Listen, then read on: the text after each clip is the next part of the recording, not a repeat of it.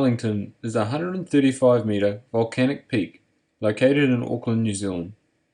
It is the youngest onshore volcano of the Auckland volcanic field, having been formed by an eruption around 10,000 years ago.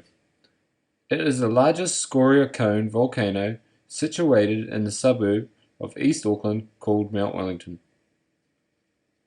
Much of the old lava flow surrounding the mountain has been quarried away. The quarry is now closed and has been redeveloped into the Stonefields housing subdivision. The name Mount Wellington was given to the mountain by the colonists after the Duke of Wellington.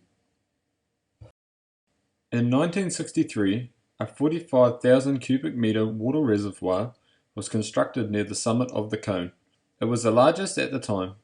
This reservoir is still the fourth largest in the city of Auckland, and is currently used to supply the St. John's Reservoir, as well as the suburbs of Glen Innes, St. John's, St. Heliers, Kohimarama and Glendowie.